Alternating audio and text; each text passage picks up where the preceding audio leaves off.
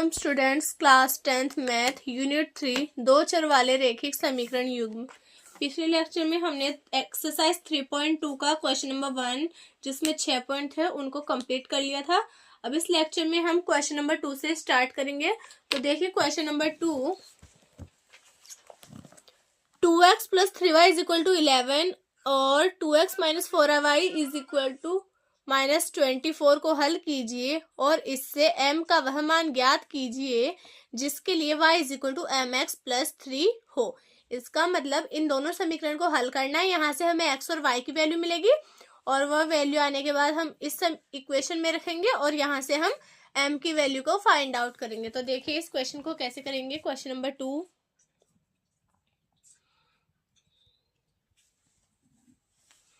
Equation आपको दी है x plus 3y, 2x plus 3y is equal to 11। ये है आपके पास इक्वेशन नंबर 1। दूसरे आपके पास 2x minus 4y is equal to -24।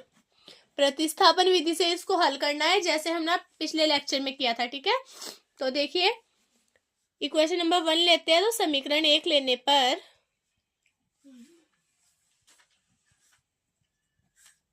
To x plus 3y is equal to है हमारे पास 11। तो यहाँ से हम x की वैल्यू y की फॉर्म में निकाल लेते हैं। तो 2x is equal to 11 minus 3y, तो x इज इक्वल टू आ जाएगा 11 माइनस 3y अपॉन 2। ठीक है, इसको हमें इक्वेशन नंबर 3 दे देते हैं। आगे देखिए x की वैल्यू को हम इक्वेशन नंबर 2 में रख देते हैं। तो x का मान समीकरण 2 में रखने पर, तो देखिए 2x minus 4y is equal to -24। ठीक है, 2 मल्टीप्लाई x की वैल्यू यहाँ से रखो 11 minus 3y upon 2 minus 4y is equal to -24। ठीक है, आगे देखिए इसको सॉल्व करते हैं। 2 से 2 कैंसिल आउट, बचेगा यहाँ पे 11 minus 3y minus 4y is equal to -24। Minus 3y and minus 4y कितना हो जाएगा, -7y इज इक्वल टू -24 और ये प्लस 11 इधर आके -11 हो जाएगा। तो ये हो जाएगा -7y इज इक्वल टू -35। तो हमें y की वैल्यू क्या मिलेगी, 7 5 जा 35, y इज इक्वल टू आ जाएगा हमारे पास 5। ठीक है, y की वैल्यू हम इक्वेशन नंबर 1 में रख देते हैं। तो देखिए y का मान समीकरण 1 में रखने पर, ठीक है, तो देखिए y की वैल्यू को इक्वेशन नंबर 1 में रखते हैं। 2x plus 3y is equal to 11, 2x plus 3 multiply 5 is equal to 11। तो 2x plus 15 is equal to 11, 2x is equal to हो जाएगा 11 minus 15, 2x is equal to -4 और यहाँ से हमें x की वैल्यू क्या मिलेगी, x इज इक्वल टू आ जाएगा -2। ठीक है, तो यहाँ से हमें x की वैल्यू -2 मिली है और y की वैल्यू 5 मिली है। अब हमें m की वैल्यू को फाइंड आउट करना है। तो हमें इक्वेशन दे रखी थी m के लिए कि y इज इक्वल टू है mx प्लस 3। ठीक है, तो देखिए y की वैल्यू हमारे पास है 5 इज इक्वल टू, m की वैल्यू हमें निकालनी है, x की वैल्यू हमने फाइंड आउट कर ली -2 एंड प्लस है 3। ठीक है, तो ये हो जाएगा 5, ये प्लस 3 इधर आके -3 is equal to -2 multiply m हो जाएगा -2m, ये हो जाएगा 2 इज इक्वल टू -2m। तो यहाँ से हमें m की वैल्यू क्या मिलेगी, -1। ठीक है, ये हो जाएगा इसका आंसर। आगे देखिए क्वेश्चन नंबर 3। क्वेश्चन नंबर 3 का फर्स्ट है, इसमें करना क्या है, निम्न समस्याओं में रैखिक समीकरण युग्म बनाइए और उनके हल प्रतिस्थापन विधि द्वारा ज्ञात कीजिए। मतलब इक्वेशन हमें बनानी है और फिर उनके हल हमें फाइंड आउट करने हैं। तो देखो फर्स्ट है, दो संख्याओं का अंतर 26 है और एक संख्या दूसरी संख्या की 3 गुनी है, तो उन्हें ज्ञात कीजिए। देखिए क्वेश्चन नंबर 3 का फर्स्ट क्वेश्चन है, दो संख्याओं का अंतर 26 है। इसका मतलब हम दोनों संख्याओं को मान लेते हैं। तो माना पहली संख्या इज इक्वल टू हमारे पास है x और दूसरी संख्या हम मान लेते हैं कितनी है, y। ठीक है, अब बड़ी वाली संख्या इसने बोला कि एक संख्या दूसरी संख्या की 3 गुनी है। तो अगर मैं मानूं कि x is equal to 3y हो, इसकी 3 गुनी x है, ठीक है। यहां लिख दीजिए प्रश्नानुसार। तो एक इक्वेशन तो हमारे पास ये बन गई। दूसरी इक्वेशन देखिए, इन दोनों का अंतर कितना है, पहली संख्या और दूसरी संख्या का, यानी x minus y is equal to कितना है 26 है, ठीक है। ये हो गया इक्वेशन नंबर 2। तो इक्वेशन नंबर 1 से x की जगह में क्या रख सकती हूँ, 3y रख सकती हूँ। तो देखिए समीकरण 1 व 2 से क्या लिख सकते हैं हम, x minus y is equal to था 26, x की जगह में क्या रख दू 3y minus y is equal to 26, तो ये हो जाएगा 2y is equal to 26 and y is equal to आ जाएगा हमारे पास 13, ठीक है। y की वैल्यू हमने निकाल ली। अब हम x की वैल्यू कैसे निकालेंगे, x इज इक्वल टू क्या था हमारे पास 3y, इक्वेशन 1 में x इज इक्वल टू था हमारे पास 3y, तो x इज इक्वल टू क्या आ जाएगा 3 मल्टीप्लाई 13, इसका मतलब 39, यानी x की वैल्यू क्या आ गई हमारे पास 39। अंतर का मतलब क्या होता है, इनका माइनस, ठीक है। तो 39 में से 13 को माइनस करके देख लीजिए क्या आ जाएगा 26 आ जाएगा। इसका मतलब x और y की वैल्यू क्या है हमारे पास सही है। तो देखिए इक्वेशन पूछी थी, इक्वेशन हम लिख देंगे, और हल पूछे, हल हमारे पास आ गए, तो लिख दीजिए अतः हल मतलब पहली संख्या, ठीक है। यानी पहली संख्या इज इक्वल टू आ जाएगी हमारे पास x थी मानी 39, और दूसरी संख्या हमने क्या मानी थी y मानी थी, वो क्या है हमारे पास 13। ये हो गया इसका आंसर। देखिए क्वेश्चन नंबर 2 है हमारे पास, दो संपूरक कोणों में बड़ा कोण छोटे कोण से 18 डिग्री अधिक है, तो उन्हें ज्ञात कीजिए। देखिए कैसे करेंगे इसको। संपूरक कोण तो माना प्रथम कोण है हमारे पास x, ठीक है, तथा दूसरा कोण क्या है हमारे पास y। तो देखिए प्रश्नानुसार क्वेश्चन में दिया क्या है,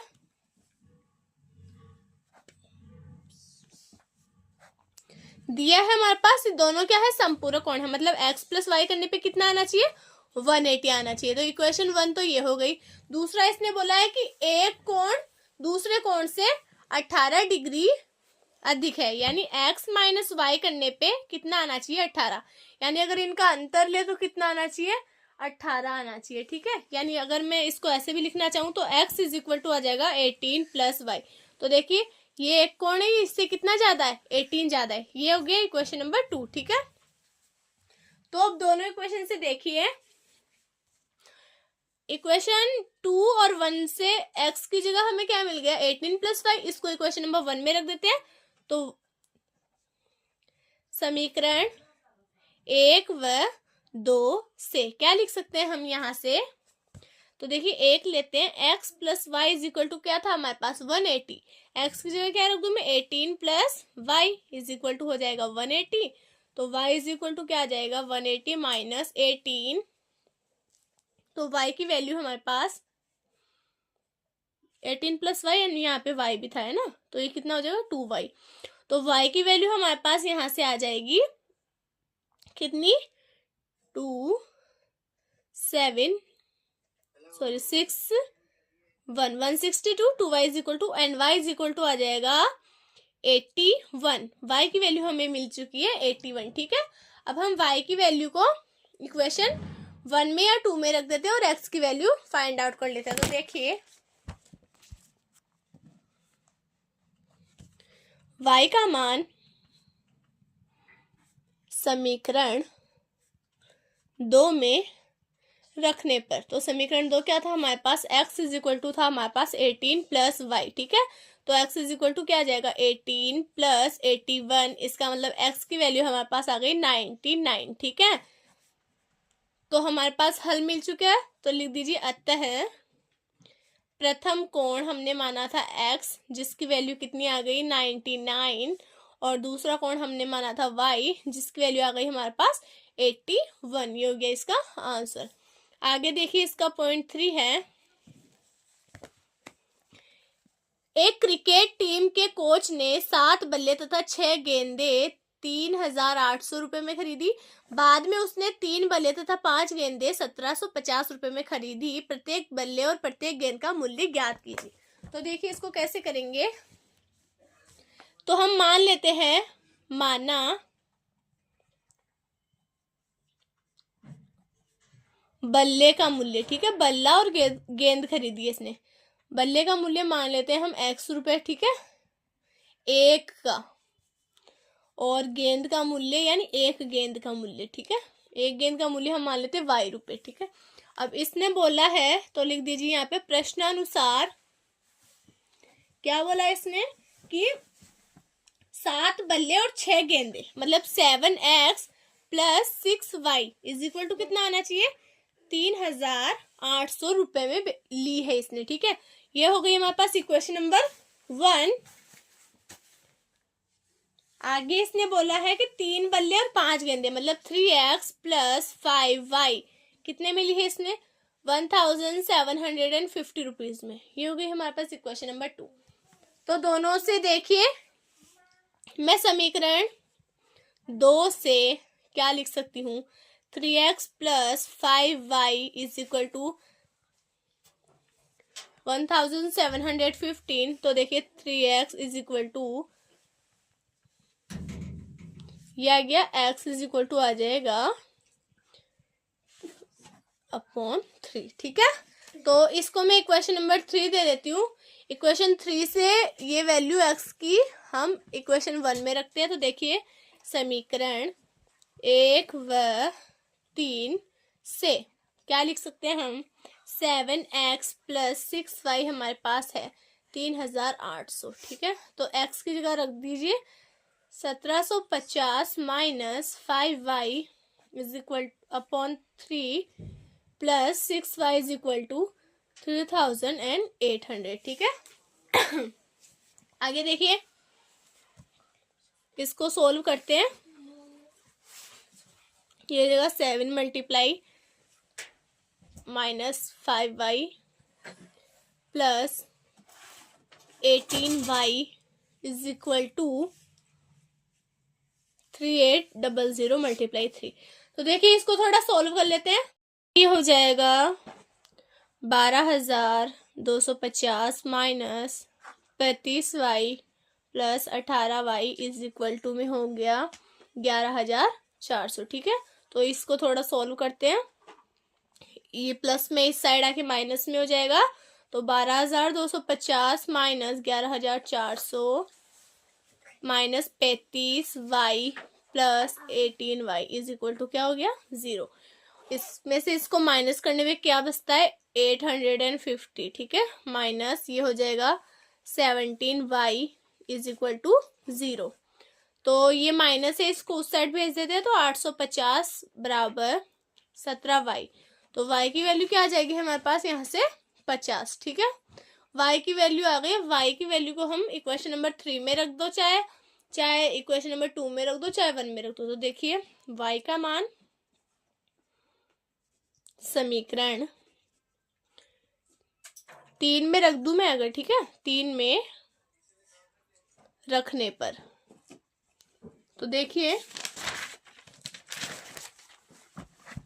3 में रखते हैं तो x इज इक्वल टू आ जाएगा 1750 माइनस कितना था हमारे पास 5y अपॉन 3। तो x इज इक्वल टू हो जाएगा माइनस 5 मल्टीप्लाई 50 अपॉन 3। तो x इज इक्वल टू हो जाएगा 1750 माइनस 250 अपॉन में है क्या 3। तो x इज इक्वल टू हमारे पास बचेगा 1500/3, यानी x इज इक्वल टू आ जाएगा हमारे पास 500। तो x की वैल्यू भी हमें मिल चुकी है और y की वैल्यू भी हमने निकाल लिया। तो हम क्या लिख सकते हैं यहाँ से कि गेंद कितनी थी और बल्ले कितने थे, ठीक है। तो लिख दीजिए अतः हमने बल्लों को माना था x, ठीक है। तो लिख दीजिए अतः बल्ले की संख्या इज इक्वल टू में आ गया 500 और गेंद कितनी आ गई, गेंद की संख्या आ गई हमारे पास 50, ठीक है। गेंद को हमने y माना था, है ना। तो यहाँ से हो गया सॉल्व, ये हो गया इसका आंसर। क्वेश्चन नंबर 4, एक नगर में टैक्सी के भाड़े में एक नियत भाड़े के अतिरिक्त चली गई दूरी पर भाड़ा सम्मिलित किया जाता है। 10 किलोमीटर दूरी के लिए भाड़ा 105 रुपये तथा 15 किलोमीटर के लिए 155 रुपये। तो नियत भाड़ा तथा प्रति किलोमीटर भाड़ा क्या है, ठीक है। एक व्यक्ति 25 किलोमीटर यात्रा करने के लिए कितना भाड़ा देगा। तो देखिए पॉइंट 4, तो हम मान लेते हैं, माना नियत भाड़ा है x रुपए, ठीक है, और प्रति किलोमीटर के लिए एक्स्ट्रा चार्ज कितना लग रहा है, ठीक है। तो प्रति किलोमीटर के लिए जो भाड़ा लग रहा है वो हम मान लेते हैं y, ठीक है। अब इसने प्रश्न में बोला क्या है, तो लिख दीजिए प्रश्नानुसार जब x में अतिरिक्त 10 किलोमीटर चले, ठीक है, तो भाड़ा कुल मिला के लग रहा है 105 रुपये। तो ये तो हो गई इक्वेशन नंबर 1। और जब हम नियत दूरी चलने पे x रुपये तो उसके देते हैं, और 15 किलोमीटर एक्स्ट्रा चलने के लिए तो टोटल भाड़ा हो रहा है हमारे पास 155 रुपये, ठीक है। ये हो गई इक्वेशन नंबर 2। तो हमें ये दोनों ज्ञात करने हैं कि नियत भाड़ा कितना है, प्रति किलोमीटर के लिए भाड़ा कितना है। तो देखिए इक्वेशन 1 लेते हैं हम, समीकरण 1 से क्या लिख सकते हैं, x प्लस 10y इज इक्वल टू है 105। तो x इज इक्वल टू आ जाएगा 105 माइनस 10y, ठीक है। इक्वेशन नंबर हो गई 3। इक्वेशन 3 से ही x की वैल्यू है, ये हम इक्वेशन नंबर 2 में रख देते हैं। तो x का मान समीकरण 2 में रखने पर, तो देखिए रखते हैं x प्लस 15y is equal to 155। x की जगह हम रखते हैं 105 minus 10y plus 15y is equal to 155, ठीक है। ये हो जाएगा 155 को हम इस साइड भेज देते हैं, ये हो जाएगा minus 5y is equal to 155, ये प्लस 10 है, ये माइनस का आ जाएगा 105, ठीक है। तो ये हो जाएगा माइनस का 5y इज इक्वल टू कितना हो गया,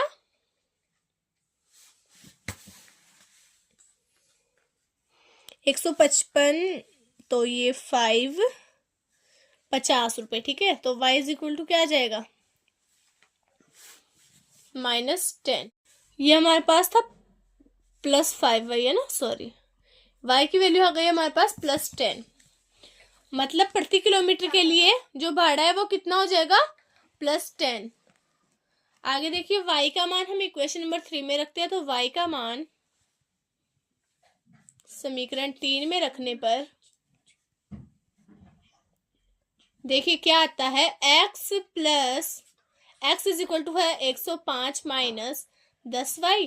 तो x इज इक्वल टू आ जाएगा 105 माइनस 10 इंटू 10, मतलब x की वैल्यू क्या आ गई, 105 में से 100 माइनस करने पर x की वैल्यू आ गई हमारे पास 5, ठीक है।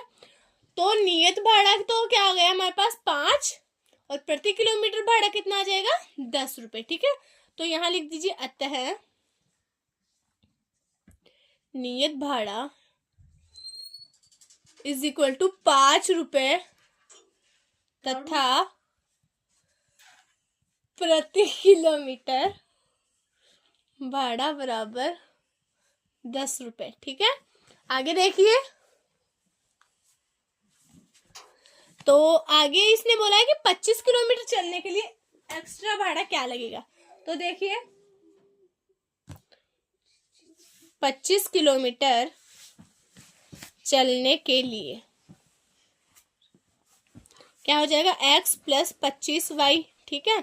x की वैल्यू क्या है हमारे पास 5 प्लस 25 इंटू 10, तो ये हो जाएगा 5 प्लस 250, इसका मतलब हो गया 255 रुपये, ठीक है। ये हो गया इसका आंसर। नंबर 5, यदि किसी भिन्न के अंश और हर दोनों में 2 जोड़ दिया जाए तो वह 9/11 हो जाती है, तथा अंश और हर दोनों में 3 जोड़ दिया जाए तो वह 5/6 हो जाती है। तो वह भिन्न ज्ञात कीजिए। तो देखिए इसको कैसे करेंगे, तो हम मान लेते अंश तो कितना है x, माना अंश इज इक्वल टू x, अंश मतलब जैसे ये मैंने लिखा है, ठीक है। तो ये हो गया अंश और ये क्या हो गया हर, ठीक है। x/y, ऊपर वाला होता है अंश और नीचे वाला होता है हर, ठीक है। तो माना अंश तो है हमारे पास x और हर कितना है y है। अब जैसे इसने बोला है वैसे हम इक्वेशन बनाते हैं। तो प्रश्नानुसार इसने बोला है कि अगर x अपॉन वाई एक भिन्न है तो इसमें अंश और हर दोनों में 2 जोड़ दिया जाए, यानी मैं +2 ऊपर भी करूँ एंड +2 नीचे भी करूँ, तो ये कितना हो जाएगा 9/11 हो जाएगा। ठीक है, ये तो हो गई इक्वेशन नंबर 1। दूसरा इसने बोला है कि अगर अंश और हर दोनों में 3 जोड़ दिया जाए, यानी x+3 अपॉन y+3 कर दूं तो कितना हो जाएगा 5/6। ये हो गया हमारे पास इक्वेशन नंबर 2। तो दोनों को सॉल्व करते हैं। समीकरण 1 लेते हैं सबसे पहले। तो समीकरण 1 से क्या लिख सकते हैं हम, x+2 upon y+2 is equal to 9/11। तो देखिए क्रॉस मल्टीप्लाई कीजिए तो x+2 मल्टीप्लाई हो जाएगा 11 is equal to y+2 multiply क्या हो जाएगा 9 हो जाएगा। ठीक है, तो ये हो जाएगा 11x + 22 is equal to 9y + 18। तो 11x ये +9 इधर आके -9 इज इक्वल टू 18 ये -22। तो हो जाएगा 11x - 9y is equal to -4। तो इसको दे देते हैं हम इक्वेशन नंबर 3। ठीक है, आगे देखिए इक्वेशन 2 को थोड़ा सॉल्व करते हैं। समीकरण 2 से x+3 upon y+3 is equal to है हमारे पास 5/6। तो क्रॉस मल्टीप्लाई वज्र गुणा करते हैं। तो x+3 मल्टीप्लाई करेंगे 6 से एंड y+3 मल्टीप्लाई करेंगे 5 से। तो 6x + 18 is equal to 5y + 15। तो 6x - 5y is equal to 15 - 18। तो ये हो जाएगा 6x - 5y is equal to -3। Equation number 4। तो देखिए अब इन दोनों इक्वेशन को वैसे ही सॉल्व करना है जैसे पिछली सारी इक्वेशंस को हमने सॉल्व किया था। तो आगे देखते हैं। मैं समीकरण 4 से लिख सकते हैं हम 6x - 5y is equal to है -3। तो 6x is equal to -3 + 5y। तो x इज इक्वल टू क्या आ जाएगा -3 + 5y/6। ठीक है, इक्वेशन नंबर 5। इक्वेशन नंबर 5 की वैल्यू मैं 3 या 4 में से किसी में भी रख सकते हैं। ठीक है, तो इक्वेशन नंबर 3 में इसकी वैल्यू रखते हैं। तो x का मान समीकरण 3 में रखने पर, तो देखिए इक्वेशन 3 में इसकी वैल्यू रखते हैं। इक्वेशन 3 थी हमारे पास 11x - 9y is equal to -4। ठीक है, तो देखिए ये हो जाएगा 11x की जगह -3 + 5y/6 - 9y is equal to -4। तो ये हो जाएगा -33 + 55y - 54y is equal to -24। इसको सोल्व आउट किया और ये इक्वेशन बनी है। ठीक है, अब इसको थोड़ा और सोल्व करते हैं। तो ये हो जाएगा y + 1y है ना, और -33 को उस साइड भेज देते हैं। तो 33 + -24, तो y इज इक्वल टू आ गया 9। ठीक है, तो y की वैल्यू हमें मिली है यहाँ से 9। अब y की वैल्यू को हम इक्वेशन नंबर 5 में रखते हैं। तो y का मान समीकरण 5 में रखने पर, तो देखिए x इज इक्वल टू है -3 + 5y/6। तो x इज इक्वल टू आ जाएगा -3 + 5 × 9 अपॉन में है 6। x is equal to -3 + 45/6। तो x इज इक्वल टू आ जाएगा 42/6। मतलब x की वैल्यू हमें मिल गई यहाँ से 7। ठीक है, तो यहाँ से लिख दीजिए अतः अंश तो कितना है हमारे पास 7 और हर कितना है हमारे पास y की वैल्यू 9। तो भिन्न क्या हो जाएगी, भिन्न होती है अंश बट्टा हर। ठीक है, तो भिन्न हो जाएगी 7/9। ये हो गया इसका आंसर। ठीक है, आगे देखिए क्वेश्चन नंबर 6 देखते हैं। 5 वर्ष बाद जेकब की आयु उसके पुत्र की आयु से 3 गुनी हो जाएगी। 5 वर्ष पूर्व जेकब की आयु उसके पुत्र की आयु की 7 गुनी थी, तो उनकी वर्तमान आयु क्या होगी। तो देखिए इसको कैसे करेंगे, हम करते हैं इस क्वेश्चन को 6 पॉइंट। तो हम मान लेते हैं दोनों की वर्तमान आयु, ठीक है। मतलब जेकब की वर्तमान आयु हम मानते हैं x वर्ष, ठीक है। और उसके पुत्र की वर्तमान आयु हम मान लेते हैं y वर्ष, ठीक है। तो देखिए 5 वर्ष बाद, मतलब अगर x में मैं 5 ऐड करूं 5 वर्ष बाद, पुत्र की आयु भी कितनी होगी 5 वर्ष बाद, इसमें 5 ऐड होगा, ठीक है। इसकी 3 गुनी थी, पुत्र की आयु की 3 गुनी थी, मतलब इसको किससे मल्टीप्लाई करूं 3 से। तो इसको थोड़ा सोल्व करते हैं। x + 5 = 3y + 15। तो x - 3y = ये -5 इधर आएगा, यानी 15 - 5 कितना हो जाएगा 10। इक्वेशन नंबर 1 ये बन गई हमारी एक इक्वेशन। प्रश्नानुसार इसने ये बोला था पहली बार, ठीक है। दूसरी बात बोलिए 5 वर्ष पूर्व, यानी जब मैं x में से 5 माइनस करूं, ठीक है, तथा यहाँ लिख दीजिए तथा, तो इसकी आयु में से भी 5 वर्ष कम हो जाएंगे, मतलब y - 5 तक कितनी गुनी रह जाएगी 7 गुनी थी, ठीक है। मतलब मल्टीप्लाई क्या होगा 7। तो x - 5 = 7y - 35। तो x - 7y = ये हो जाएगा -30, ठीक है। Equation number 2। अब देखिए समीकरण 1 से हम क्या लिख सकते हैं कि x - 3y = 10 था, तो x = हो जाएगा 10 + 3y, ठीक है। Equation number 3। अब x की वैल्यू को हम इक्वेशन नंबर 2 में रख देते हैं। तो x का मान समीकरण 2 में रखने पर, तो देखिए x - 7y = -30। तो x की जगह रखेंगे हम 10 + 3y - 7y = -30। तो ये हो जाएगा -4y = -30 और -10 कितना हो जाएगा -40। मतलब y की वैल्यू क्या मिल जाएगी हमें यहाँ से 10। तो y की वैल्यू मिल चुकी है। y का मान हम इक्वेशन नंबर 3 में रखते हैं। तो देखिए y का मान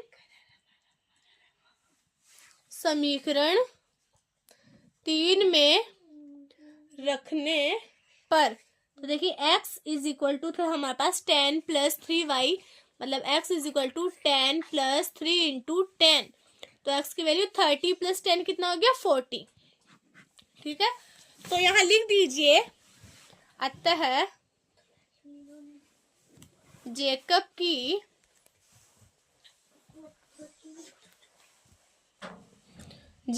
की वर्तमान आयु = 40, यानी 40 वर्ष, और उसके पुत्र की कितनी हो जाएगी, पुत्र की वर्तमान आयु कितनी हो जाएगी 10 वर्ष, ठीक है। तो ये हमारी एक्सरसाइज 3.2 कंप्लीट हो चुकी है। आपको ये वीडियो अच्छा लगा हो तो चैनल को लाइक कीजिए, सब्सक्राइब कीजिए, और जितना हो सके अपने फ्रेंड्स के साथ इसको शेयर कीजिए। और कोई डाउट हो तो आप मेरे को कमेंट करके बता सकते हैं। Thank you.